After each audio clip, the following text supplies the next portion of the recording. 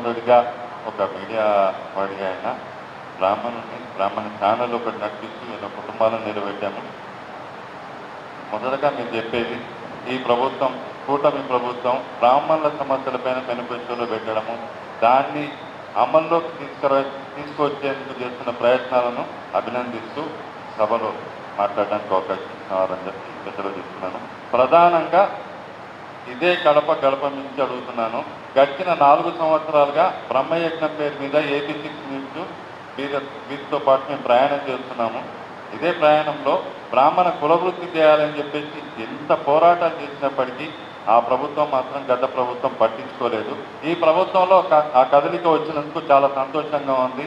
పక్క రాష్ట్రమైన తెలంగాణ ప్రభుత్వంలో తెలంగాణ రాష్ట్రంలో బ్రాహ్మణులకు పురోహితులకు కావాల్సిన వేద పాఠశాలలకు 1 yearకు 2 lakhs గ్రాంట్ ఇస్తున్నారు. 1 yearకు 2 lakhs గ్రాంట్ ఇస్తున్నారు.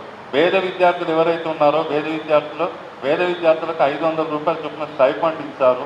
ఈ విధంగా ఎన్నో రకాల చిన్న పథకాల నుంచి ప్రతి పథకం ఉంది. ఇక్కడ ఈ రాష్ట్రంలో ఇప్పటివరకు లేవు. ఈ ప్రభుత్వంలో ఆ కదలిక మొదలైంది. కొన్ని కనబడుతున్నాయి, కొన్ని అంటే మీడియా కాబట్టి మాకు తెలుసు, కొన్ని లీకులు వస్తున్నాయి. ఈ ప్రభుత్వంలో బ్రాహ్మణుల కోసం చేస్తున్న కృషి అభినందిస్తూ త్వరితగతిన పూర్తి చేయాలని ప్రభుత్వ పెద్దల ముందు విన్నవిస్తూ సంతోషం. నమస్కారం.